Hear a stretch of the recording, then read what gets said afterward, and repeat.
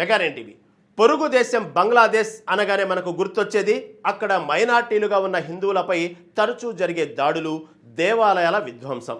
తాజాగా బంగ్లాదేశ్లో జరుగుతున్న మరో సంచలన ఘటన ప్రపంచవ్యాప్తంగా హిందువులను తీవ్ర ఆవేదనకు గురిచేస్తుంది.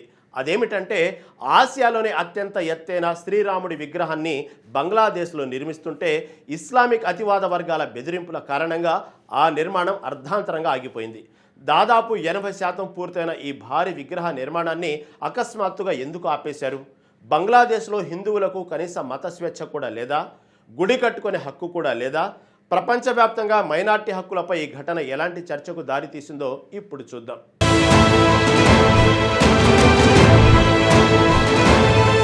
బంగ్లాదేశ్లో మత సామరస్యంపై మరోసారి ప్రశ్నలు తలెత్తాయి. ముఖ్యంగా హిందూ మైనార్టీల భద్రత, వారి మత స్వేచ్ఛ తీవ్ర చర్చనీయాంశంగా మారింది.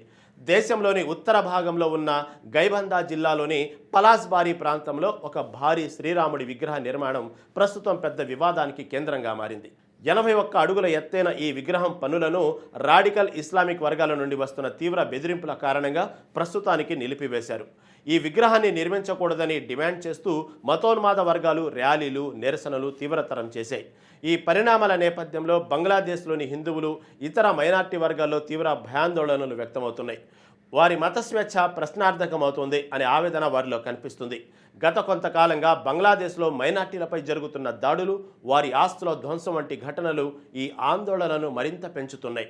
ఇప్పుడు శ్రీరాముడి విగ్రహం నిలిపివేయడం ఈ ఆందోళనలకు తాజా ఉదాహరణగా నిలుస్తోంది. ఈ భారీ శ్రీరాముడి విగ్రహ నిర్మాణాన్ని పలాస్బారీలోని శ్రీ శ్రీ రాధా గోవింద ఆలయ సముదాయంలో ప్రారంభించారు. ఈ ప్రాజెక్టు కోసం సుమారు 220 మిలియన్ టాకాలు అంటే భారత కరెన్సీలో దాదాపు 15 కోట్ల రూపాయలు ఖర్చు అవుతాయని అంచనా వేశారు. ఈ ప్రాజెక్టులో కేవలం శ్రీరాముడి విగ్రహం మాత్రమే కాదు, 50 అడుగుల శ్రీకృష్ణుడి విగ్రహం, అలాగే 30 అడుగుల శివుడి విగ్రహం కూడా నిర్మించాలనే ప్రణాళికలు ఉన్నాయి. ఆలయ కమిటీ అధ్యక్షుడు హరిదాస్ చంద్రదాస్ చెబుతున్న వివరాల ప్రకారం ఈ నిర్మాణం ప్రారంభమైన మొదటి రోజు నుంచే కొన్ని ఇస్లామిక్ సంస్థలు దీనిని తీవ్రంగా వ్యతిరేకిస్తూ వచ్చాయి. వారి అభ్యంతరాలను అనేక సందర్భాల్లో వ్యక్తం చేశాయి. ఇప్పుడు అవి మరింత ఉధృతమయ్యాయి. బంగ్లాదేశ్లో షేక్ హసీనా ప్రభుత్వం అధికారంలో ఉన్న సమయంలో మత సామరస్యం, మైనార్టీల రక్షణకు కొంతమేర చర్యలు తీసుకున్నారు. కానీ ఆమె ప్రభుత్వం పడిపోయిన తర్వాత 2024 ఆగస్టు 8 నుండి 2026 ఫిబ్రవరి 17 వరకు తాత్కాలిక ప్రభుత్వం అధికారంలో ఉన్నప్పుడు జమాతే ఇస్లామీ వంటి కొన్ని మతోన్మాద సంస్థలపై ఉన్న నిషేధాన్ని ఎత్తేశారు. అప్పటి నుంచి బంగ్లాదేశ్ వ్యాప్తంగా భారత వ్యతిరేక భావనలు, హిందూ వ్యతిరేక కార్యకలాపాలు విపరీతంగా పెరిగిపోయాయి.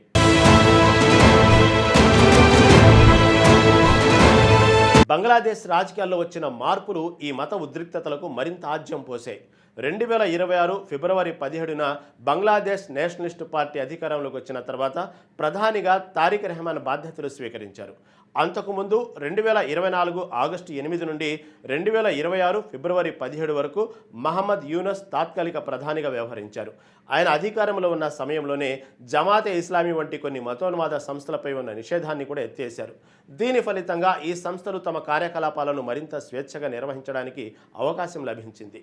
శ్రీరాముడి విగ్రహ నిర్మాణంపై దేశంలోని మతోన్మాద మతబోధకులు నిరంతరం రెచ్చగొట్టే ప్రకటనలు చేస్తున్నారు. ఇటీవల ఒక మౌలానా చేసిన వ్యాఖ్యలు తీవ్ర కలకలం రేపాయి. ఆ మౌలానా మాట్లాడుతూ విగ్రహాన్ని బుల్డోజర్లతో కూల్చకపోతే తామే స్వయంగా దాన్ని ధ్వంసం చేస్తామని ముస్లింలను హెచ్చరించాడు. ఈ తరహా ప్రకటనలు మైనార్టీ వర్గాల్లో తీవ్ర భయాందోళనలు నింపాయి. ప్రస్తుతం నెలకొన్న ఈ పరిస్థితుల్లో చట్ట వ్యవస్థ, సామాజిక సామరస్యాన్ని కాపాడడం చాలా ముఖ్యమని భావించి తాత్కాలికంగా నిర్మాణాన్ని నిలిపివేస్తున్నట్లు ఆలయ కమిటీ అధికారికంగా ప్రకటించింది. తాము ఎలాంటి ఘర్షణలను కోరుకోవడం లేదని, అలాగే ఎవరి మత భావాలను కూడా దెబ్బతీయాలనే ఉద్దేశం తమకు లేదని ఆలయ కమిటీ స్పష్టం చేసింది. ఈ పరిణామం బంగ్లాదేశ్లో మైనార్టీల హక్కుల రక్షణపై అనేక సందేహాలను లేవనెత్తుతోంది.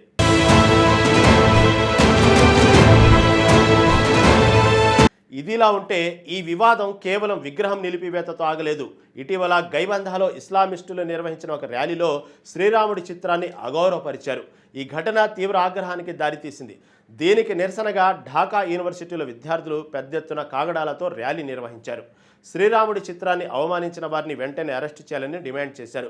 బంగ్లాదేశ్లో మైనార్టీలు తీవ్ర వివక్షను ఎదుర్కొంటున్నారని, వారి హక్కులకు రక్షణ కరువవుతుందని విద్యార్థులు ఆరోపించారు. ఈ ర్యాలీ ప్రభుత్వానికి ఒక హెచ్చరికగా మారింది. బంగ్లాదేశ్లోని హిందూ కమ్యూనిటీ తమ భద్రతపై ఆందోళన వ్యక్తం చేస్తుంది. మరోవైపు వివాదాస్పద బంగ్లాదేశ్ రచయిత్రి తస్లిమా నస్రీన్ ఈ ఘటనపై తన అభిప్రాయాన్ని వెల్లడించారు. శ్రీరాముడి విగ్రహాన్ని కూల్చివేయాలని పిలుపునివ్వడం తాలిబాన్ తరహా మనస్తత్వాన్ని ప్రతిబింబిస్తుందని ఆమె తీవ్రంగా ఖండించారు. మత స్వేచ్ఛను అణిచివేయడం, మైనార్టీలపై దాడులు చేయడం ఒక ఆధునిక సమాజానికి మంచిది కాదని ఆమె అభిప్రాయపడ్డారు. ఈ వ్యాఖ్యలు దేశవ్యాప్తంగా చర్చకు దారితీశాయి. ఇది కేవలం బంగ్లాదేశ్ అంతర్గత సమస్య మాత్రమే కాదు, అంతర్జాతీయంగా కూడా మానవ హక్కుల ఉల్లంఘనగా పరిగణించబడుతోంది. బంగ్లాదేశ్ రాజ్యాంగం ప్రకారం మైనార్టీల మత స్వేచ్ఛను గౌరవించాలి. కానీ ప్రస్తుత పరిస్థితులు అందుకు విరుద్ధంగా ఉన్నాయి. గైబంధాలో జరుగుతున్న ఈ పరిణామాలు కేవలం ఒక సంఘటన కాదు, బంగ్లాదేశ్లో మైనార్టీలు ఎదుర్కొంటున్న విస్తృత సమస్యకు అద్దం పడుతున్నాయి. గత కొన్ని సంవత్సరాలుగా హిందువుల ఆస్తులపై దాడులు, దేవాలయాల ధ్వంసం వంటి ఘటనలు జరుగుతూనే ఉన్నాయి.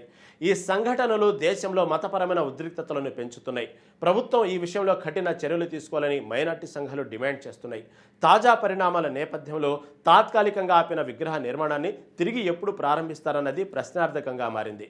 రాడికల్ ఇస్లామిక్ గ్రూపుల బెదిరింపులను బంగ్లాదేశ్ ప్రభుత్వం ఎంతవరకు అదుపు చేయగలదు అన్నది వేచి చూడాలి. ప్రస్తుత అధ్యక్షుడు మహమ్మద్ షహాబుద్దీన్, ప్రధాని తారిక్ రెహమాన్ ఈ సమస్యను ఎలా పరిష్కరిస్తారన్నది ఉత్కంఠంగా మారింది. మత సామరస్యాన్ని పరిరక్షించడంలో ప్రభుత్వం యొక్క పాత్ర చాలా కీలకం.